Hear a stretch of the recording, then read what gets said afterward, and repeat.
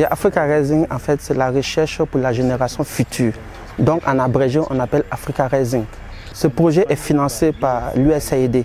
L'USAID pour une période de 10 ans, ou plus de 10 ans même. Ça a commencé depuis 2011 et puis ça se tend jusqu'en mars 2023. C'est financé au Mali et au Ghana. Mais il y a d'autres pays aussi de l'Afrique de l'Est où le projet est mis en œuvre, tels que la Tanzanie, Malawi et Zambie, donc Éthiopie. Donc nous sommes, cette réunion, c'est une réunion de clôture du projet.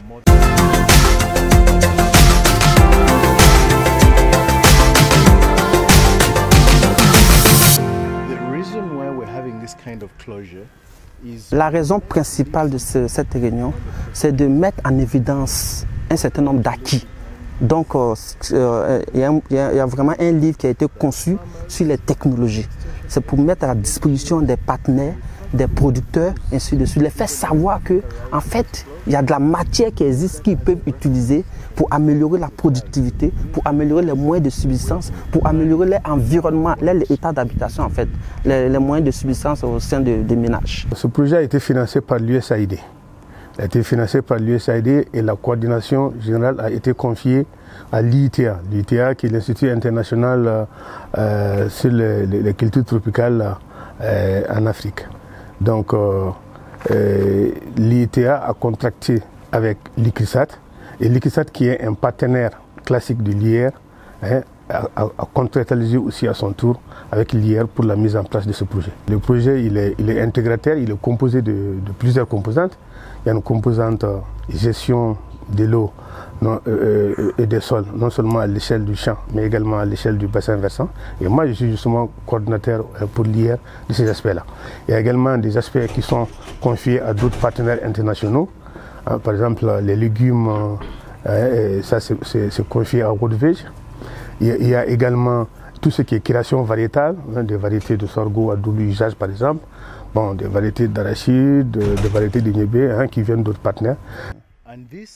Ils travaillent vraiment en collaboration close avec les membres du gouvernement, avec une association qui est dans le développement durable, qui est AMED, eux aussi avec une autre association qui intervient dans la région de Burundi, qui est l'association FENABE. Ça nous a apporté beaucoup de solutions, dans la mesure où les bénéficiaires directs, c'est les organisations paysannes, les associations des femmes, les jeunes surtout, qui étaient au cœur de ça. C'est-à-dire, c'était un projet d'accompagnement des acteurs même à la base. Nous avons appris beaucoup de choses, il y a eu beaucoup d'innovations, il y a eu beaucoup d'expériences. Je pense qu'il y a eu beaucoup de technologies en matière de l'agroforesterie, écologie, tout ça. Le projet a permis de mettre en œuvre 20 technologies vraiment éprouvées, particulièrement dans les zones de Kuchala, dans la région de Sikasso, dans la zone de Kuchala et de Bougouni. Donc ça couvre 10 villages dans ces deux districts. Ce qui est important, c'est aussi l'aspect formation diplômante qu'on a pu mettre en exergue et qu'on a pu bénéficier.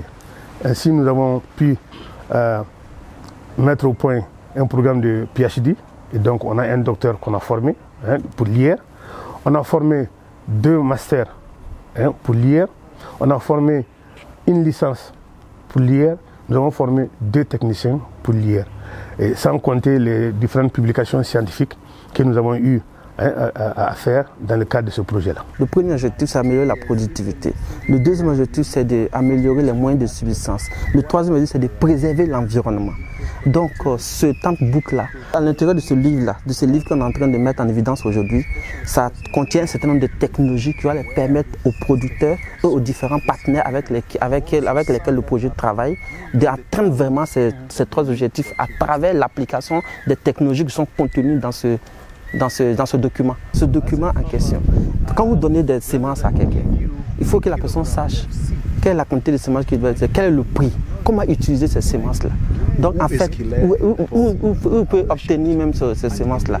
Donc en fait, l'objectif de cette rencontre de ce livre-là, ça permet vraiment à permettre aux producteurs d'être autonomes, l'autonomisation, particulièrement les femmes et les jeunes. Parce que le projet n'est pas là pour longtemps, le projet est en train de fermer. Donc il y a quelque chose qu'on laisse dans la main de ces partenaires-là pour prendre la relève, afin que ceux qui veulent s'intéresser des technologies, qui se sont vraiment intéressés par ces technologies, puissent se référer à ces partenaires-là, à ces producteurs-là, qui ont été les parties prenantes pour la mise en œuvre de ce projet?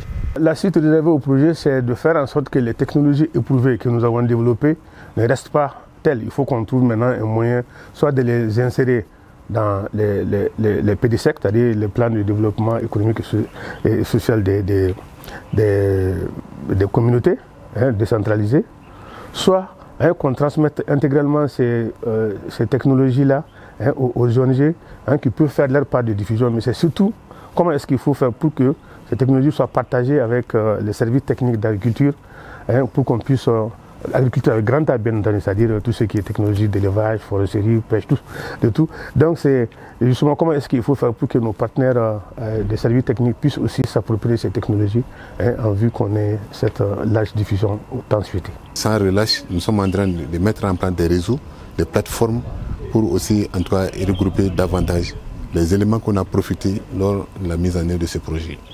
Et pour moi, c'est un avenir meilleur, surtout dans le domaine de la nutrition, où qui nous a beaucoup étiqué. Il y a eu beaucoup d'innovations qui ont apporté seulement, qui contribuent aussi à la sécurité alimentaire et à la nutrition.